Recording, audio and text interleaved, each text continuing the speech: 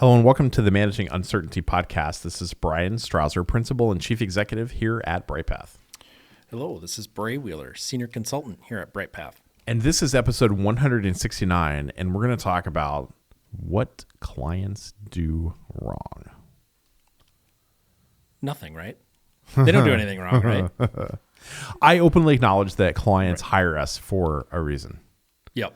We specialize in one area, right? We describe ourselves as, we work with the world's leading brands to strategically manage uncertainty and disruption.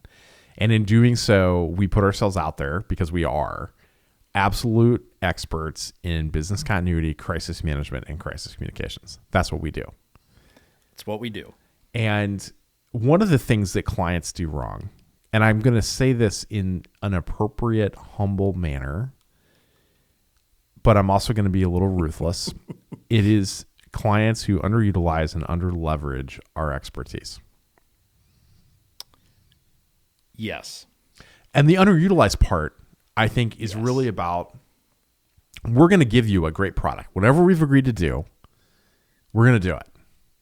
And we're going to build it in a way that it fits with your organization's culture, the way your company works, the values of your company, the way you make decisions. That's our goal. That's our goal. And we enjoy a good intellectually driven back and forth on how to do that, because we will openly admit we're not always right. Yeah. Oh, yeah. But we know what we're talking about. And where the I don't know if underutilizing is the right way to put it, but this is the only thing I've ever done my entire life. And I understand as an expert what we bring to the table. And we have seen clients make every possible mistake under the sun in these processes. It's the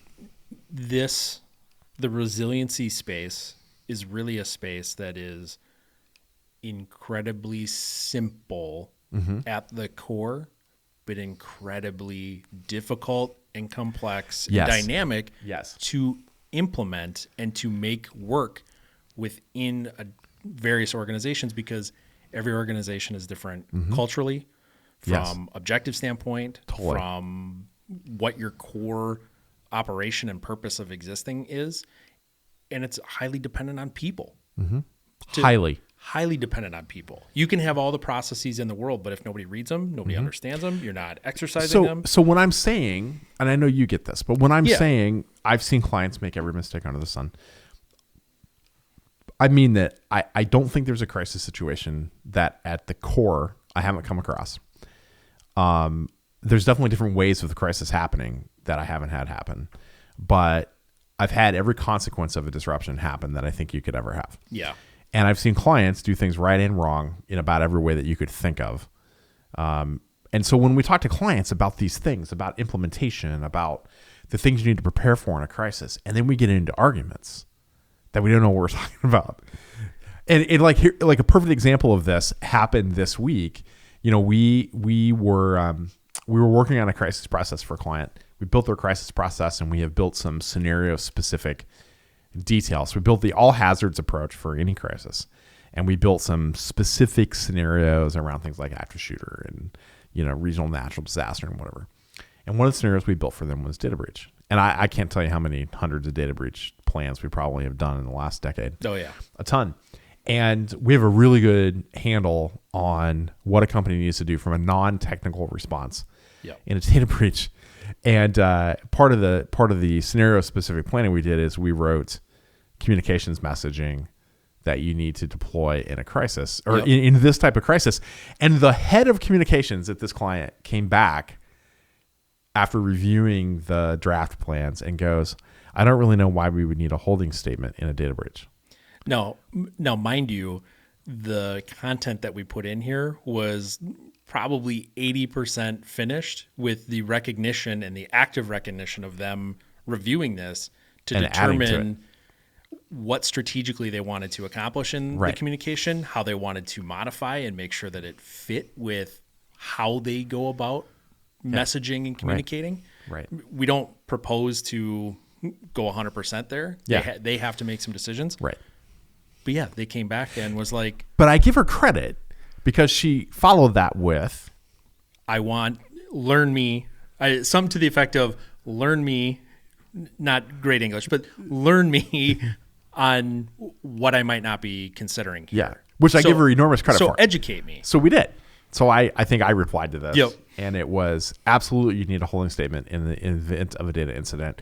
And here are the situations where we have seen this happen in real life.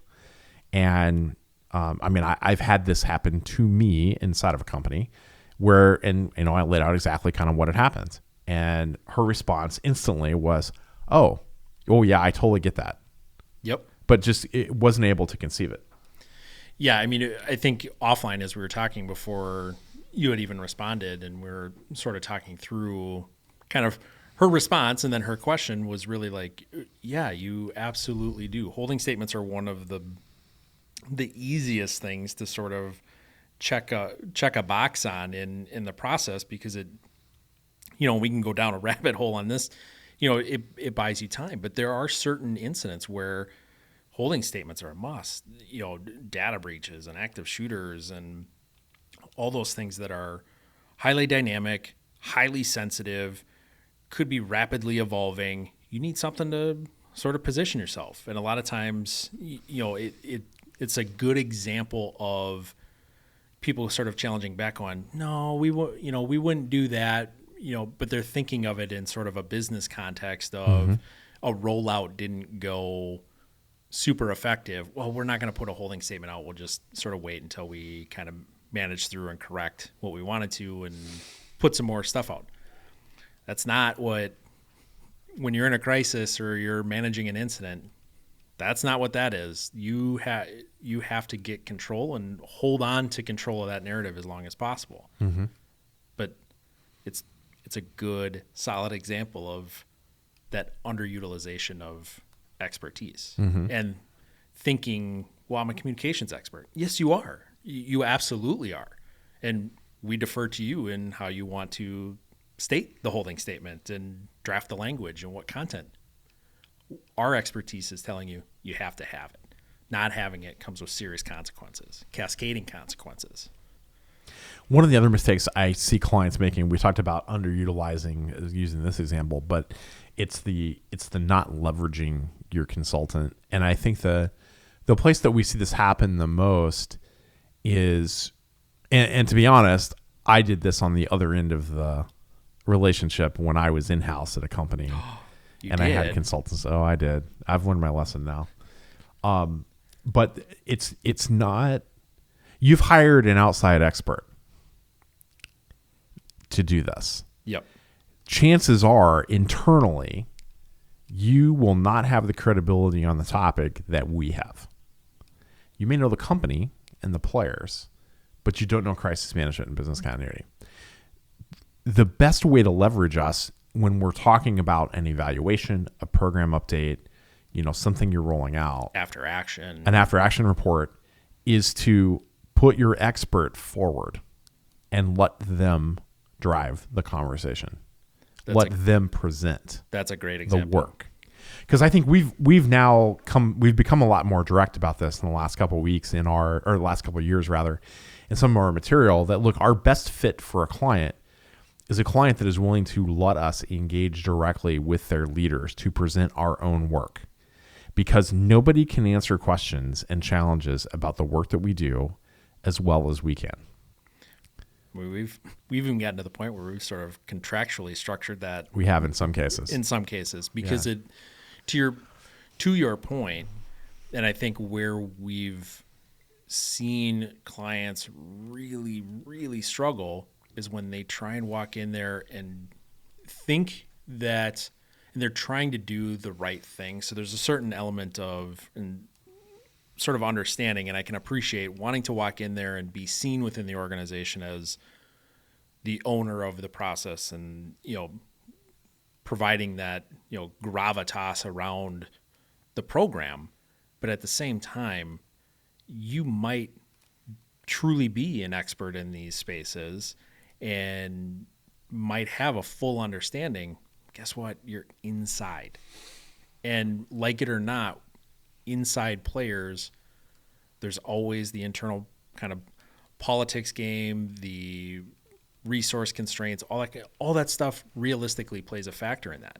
Bringing in, utilizing that outside expert to come in and have that conversation, instant credibility to some extent, but also allows you to defer and either use this as the good guys, the bad guys, the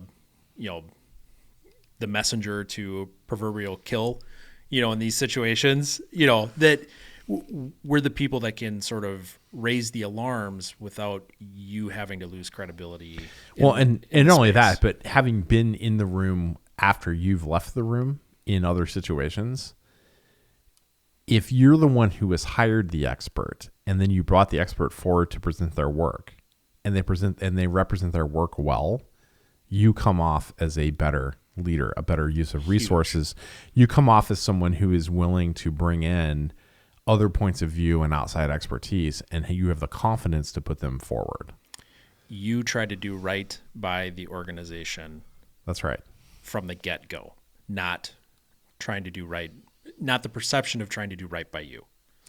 One of the other areas where and there's kind of a theme to this next one across a couple of major points we wanted to make, but one of the other areas where we see program leaders and clients not do well or struggle is, and we've talked about this numerous times on the podcast, is not aligning your program or the efforts you're undertaking with the strategic objectives of your organization. Like, where is your company going strategically? What's the landscape? What are the objectives they're trying to reach? And where does your program empower that? And where does your program get in the way? And I think a good example of this is just an exercise we went through the last couple of days with one of our clients where, I think we're all trying to figure out where the economy is going. And there's some indicators of, maybe a recession or a downturn, particularly in some particular fields. And so a lot of companies are proactively kind of pulling back on budget. And, this particular client of ours, pretty smart group of folks, said, hey, so if you were to think about doing things differently in the coming year, what are those things? And his whole point, and the point he was making, and a part of that was, we should be thinking about not just what we're doing, but what should we not be doing anymore. Yep. And we came in a conversation when we, after a couple of days of thinking about it, we came back with, look, we can summarize the whole program in one page. And the way that we should think about the program going into what looks to be a challenging year economically is, let's talk about what you have to do from a regulatory compliance standpoint, because this is a regulated company. Second, what are the things that you should keep doing because they're value added? The third section was, what are some things you should keep doing because they're value added, but they need to be done differently, which I think we've structured as just simplify. Yep. And a lot of what we did was, how do we simplify this, but you should keep doing these things? And then we had a list of things that we said, you shouldn't do this anymore. Yeah. It's not that they're not important, but if we're really thinking about how do we approach this differently, and the company's talking about we're going to narrow our focus, well, then let's narrow our focus. And we laid out the things that we thought they either weren't value added or they were owned by somebody else in the organization. And we were doing them because we didn't want them to fall down, but they're truly owned by somebody else. So why is this business unit continuing to do that work? So, we've agreed to cut that out. And some of those things on that last list are things that are easily stood up or easily done if the need arises. So you don't have to necessarily budget for putting out an awareness campaign on something that hasn't happened or isn't likely to happen, in the next year. Well, if it pops up, guess what? You can spend the money or take the time to put those things into place. But yeah, it's aligning to those strategic objectives. And I think a great sort of example of this from kind of a resiliency standpoint is, if you're an organization that has these capabilities and you are a just-in-time supply chain dependent organization and you roll into a COVID year, guess what? You probably have a process to start thinking through and actively working the problem of disruption in the just-in-time supply chain that a lot of people felt. If you have not invested in these things, or you've allowed them to be aligned differently within the organization, or not aligned to your organization as a just-in-time, organization, you probably aren't going to have great success. And I think we saw that with a lot of companies. And the reason why the supply chain is struggling as much as it is in some respects, was there alignment to some of those strategic objectives? Those strategic objectives, and yes, they're not going to directly align to resiliency components of your organization, but guess what? They all come with risks. That's why they're there. They're aspirational. They are pushing the boundaries of the organization. That comes with risk. There's danger in everything that you're doing, just as there is great opportunity. So making sure that your programs are aligned with those objectives and understanding those objectives, and the right players and teams are thinking about these resiliency components, maybe even pieces of the organization you haven't had to bring in before, but are now central to the newest objective. Guess what? You're way ahead of the game if you go, Team X is now responsible for that objective, and we've never talked to them before about this because they've never had a reason to engage. Yep. Let's get them in right now. I think similar to that, you brought up alignment with key players in the organization. So one of the gaps we see a lot is the resiliency leader, the crisis management leader, the security leader, is what's the span of their relationships in the organization. And I've thought about this a lot. We've talked about this in a lot of different ways on this podcast about building the right relationships in the organization. Gartner has a great paper out earlier this year called The Leadership Vision for 2022, the top 3 strategic priorities for security and risk management leaders. And they had a beautiful chart in this. And theirs was about the CISO. It was about the Chief Information Security Officer. That's really what this white paper was about. But what caught my eye that I think applies to the resiliency orgs, to resiliency leaders, crisis management, BC, crisis comps, is that there are what we would think of as table stakes that you have to do, right? So they, if I think about a crisis management leader, they have to be connected to the core teams responsible for crisis response. So that's probably facilities and security, HR, IT, communications, legal. Or marketing, legal. Okay. Then there's what I would say are the value connections, where what's that next ring of folks? Well, now you get into, I don't know, procurement, finance, like start to think about that next group of folks. The CEO, the chief HR officer. You're getting above the operating level. You're getting into functional leaders, the executive, the C-suite. You've built those relationships. And then what Gartner says is, but what really differentiates you are the relationships beyond that. And the relationships beyond that are with your business unit leaders. It's with the board, particularly the committee that is responsible for continuity and operational risk. So probably your audit committee or a risk committee. And it's those other C-suite members that you don't normally interact with. That those are the differentiators. That the most effective CISOs in Gartner's, to use Gartner's example, are those that have built that broader span. And I would translate the same thing to being a security leader, to being a resilience leader. Yep. The most effective ones are connected to everybody. If the least engaged C-suite member knows who you are, knows what you do, and knows how to engage the process, that's a really resilient organization. But a lot of resiliency leaders, as we both know, don't do any of those things. No. And it goes back to, I think, a little bit of, what we've talked about in this, and I think the last podcast too, a little bit, is they don't want to bother people. They don't want to take up people's time. They don't want to I don't want this to be noise. I don't want it to be. These folks are busy. These folks will value what you do if you make yourself important. Correct. If you bring substantive conversation to that relationship. And being open, like, you are the least engaged C-suite member. Mm-hmm. There's not a whole lot of connection here with you. We recognize that.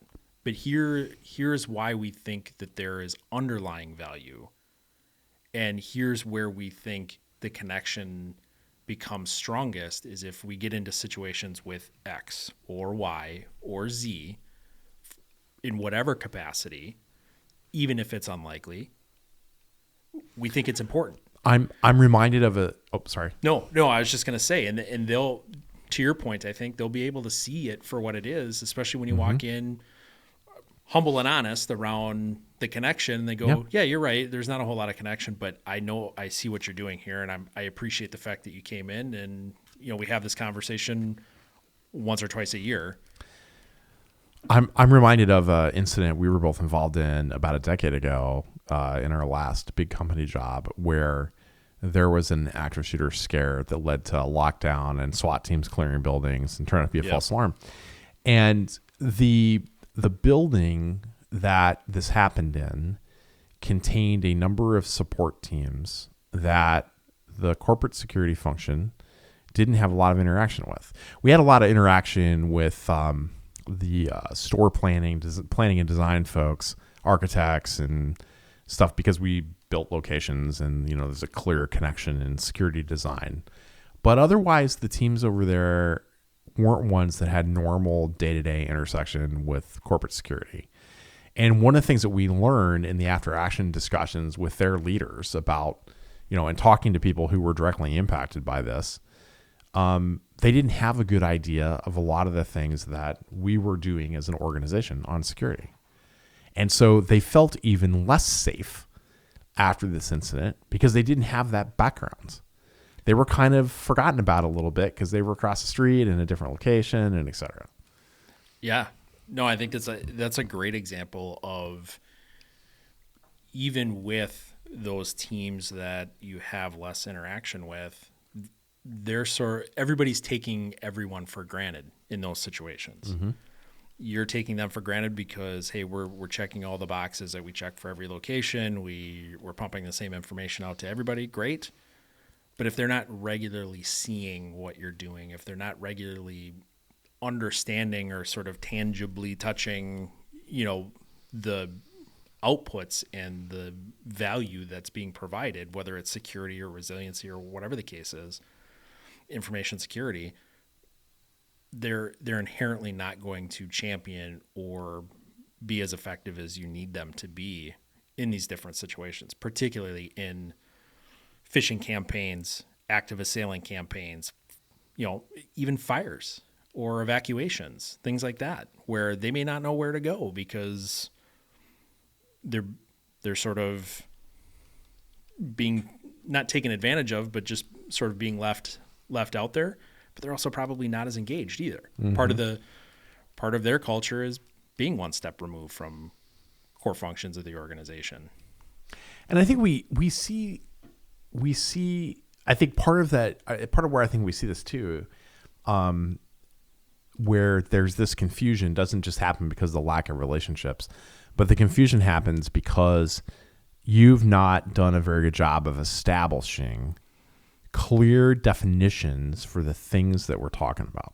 Yes. And when I say clear definitions, for the love of all that is holy, it's got to be clear and it's got to be written in non-bullshit language.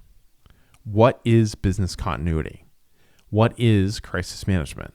What is disaster recovery? And I don't care if you use different terms. I don't care if you call it event management. I don't care if you call it technology continuity. I don't care if you call it resiliency. I don't care. Pick something and define it in a way that the most entry-level person in your organization can understand what in the world it means. And it is consistent across the organization. That's right. It is not the business continuity team's definition of disaster recovery, which the disaster recovery team has their own definition. It's one organizational definition for all those things. And really, I think where not only that challenge is, making sure that it's available to everyone to sort of see and read and try and understand themselves. But then it falls back on those programs to champion each other's components of the resiliency process and say, look, what you're talking about, marketing team, really falls within business continuity, and there's inherent value in what you're putting there, and we should engage those teams. But right now we're talking about managing a crisis or managing an incident. They're different. And they're different. We're talking about X. You're talking about Y. There's value, but we have to pause that, talk about this, and we can address, Y later. Those pieces are the ownership of managing those definitions and driving that cultural awareness and driving those needs within the organization really fall on the resiliency teams that are involved. You have to be able to define and own those things and steer people and understand that they don't know what they don't know. They're not the experts in these spaces. These are niche spaces. They just are. And so the average person in the organization isn't going to have full understanding and full expertise in these spaces, but you should have it be as accessible as possible so that, to your point, Bryan, entry-level person walks in, they kind of get it, or they have a familiarity of what's what, so that when you get into conversations or you get into situations, there's clarity there to move forward. Even if it's not clean or, sort of clunky free, you're able to still move forward and people can follow along with what you're talking about.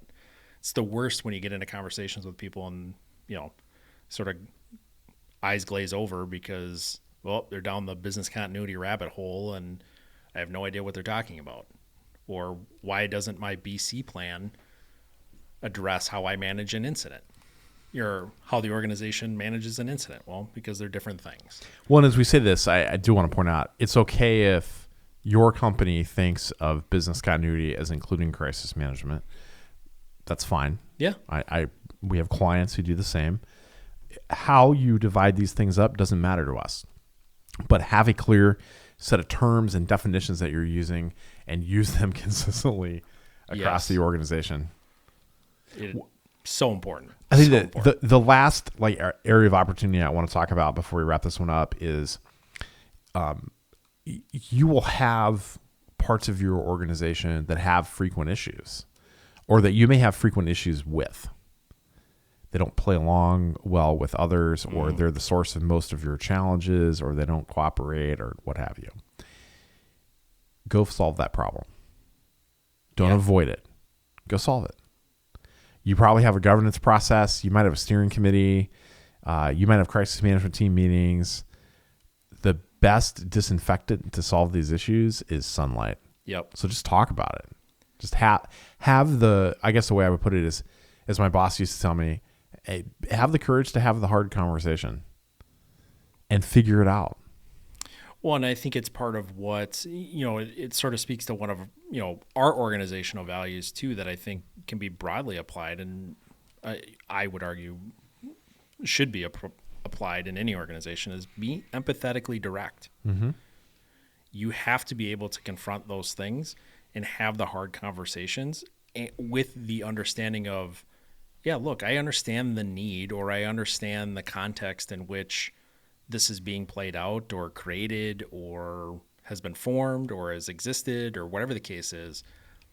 But that's not the challenge we're facing right now. So how do we address the challenge together and confront this? Because we can't, it's not working how it should work, or there's clear gaps that expose us to cascading consequences when we get into something else. There's secondary and tertiary things that will inevitably pop up in our response because either we're not talking or things aren't aligned or we're talking differently about something.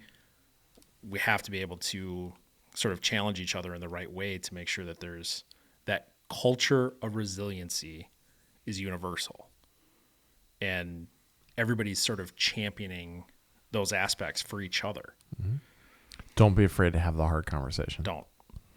You have to do it. Otherwise, your resiliency and, this space probably isn't right for you. When I started Bryghtpath in 2014, we didn't have an office, and it was just me. And I was using a co-working space in downtown Minneapolis at the time, which was called Coco. It's now known as the Fueled Collective. They changed their name, but they had the former trading floor at the grain exchange in downtown Minneapolis. So it was a really cool, like 2.5 story tall space. And then, they had different tables and stuff. And I remember they had a vice board set up one day, I don't know, 6 or 7 months into this. And you could put a Post-it note up there with advice. And I found this fascinating because there were so many different people doing different things there. And so I'm kind of reading through it. And there was one that I took a photo of, and I still have. And it was, sooner or later, you have to be direct. Yep. And I was like, yeah, and that's kind of what we're saying here is you just can't be afraid to have that hard conversation. You can't be afraid to be direct with these teams and leaders that you're having the constant conflict or that can't play well with what you're putting together and building. Well, I think the other sort of consequence of those things not happening, and really consequence to some of these things, is it arises in the places that you don't want it to necessarily play out, whether that's in front of your leadership team, whether that's within an audit or a certification, or bubbling up to the board, or in public. You don't want those things. You don't want those dynamics within the organization to be part of the response story and narrative to a situation. Those things are already going to organically happen as a result of the situation, defined by the details and the nuances of the situation. You don't want to have essentially pre-existing conditions within the organization arising and leading to either the situation or from the get-go complicating the incident or the response. That's it for this edition of the Managing Uncertainty podcast. We'll be back next week with another new episode. Be well.